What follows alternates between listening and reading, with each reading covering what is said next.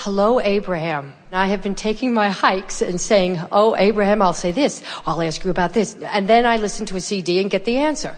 And, so I've had my answer 5 times. So next. I have to say thank you to Jerry and Esther, because your journey has become my journey, and I think you should have a TV show, but a sitcom, because you have the episodes. There's the oil gasket in the thing, and then there's the lost pen, and now I hear you like alcoholics. It's so beautiful because you say such beautiful, wonderful things with such humor and humanness. Esther is so pretty.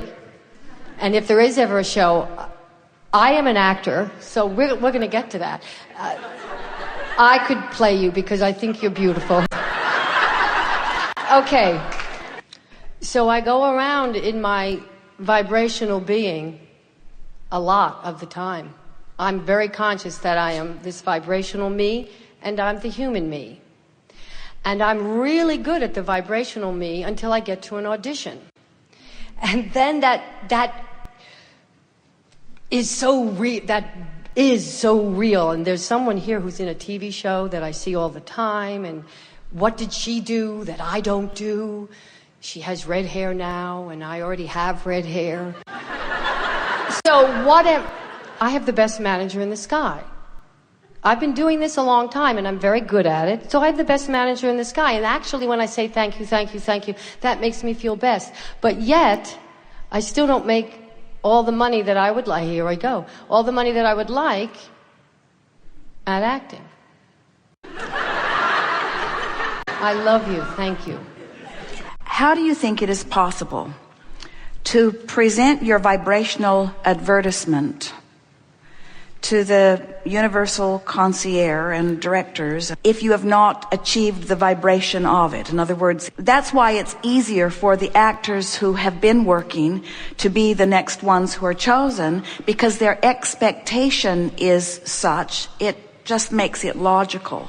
So the big question that you're presenting here is, how can I get my expectation to a place that my current reality doesn't yet support? Yes. And the answer is, it sort of started coming up in your early words to us as you were talking about a sitcom or a television show, and we wanted to play with you about the totally unscripted nature of what's going on here, which is often not the best scenario for television. In other words, Abraham doesn't have short answers to anything, and television audiences are very impatient in wanting to get right to it. It is interesting to be with a group like you who are patient enough to stay with us while, with great finesse, we find the new nugget that has been waiting there, that is now just barely exposing itself in a way that we can all see it and pluck it and enjoy it together. Whether you are talking about acting or whether you are talking about anything else, it is the expectation. You have to find a way of isolating the way you feel from the reality, and the reality that you've been living so far. And several things that you said were working against you. In other words, you are comparing yourself to other actors, and you're wondering, why them, not me? Exactly. Well, that gets you nowhere.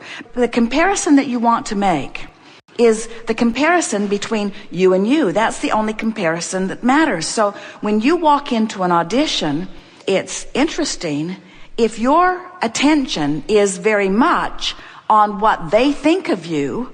You've already shot yourself in the foot because you've deviated from your own. In other words, you can't serve two masters. Your guidance system cannot have you answering to two different rules or laws. In other words, your guidance system, what you want relative to your creative work, has already been well established. It is already in your vortex of attraction, and your inner being stands there as the already current liver of those things. So your work is to Find conversation with yourself, a lot of conversation with yourself, enough conversation with yourself that you in your physical beingness and you in your non-physical beingness are one and the same. You just have to not give a rip what they think. And as long as you give a rip what they think, then you're catering to that guidance instead of this guidance, and absent this guidance, you've got very little to give to them.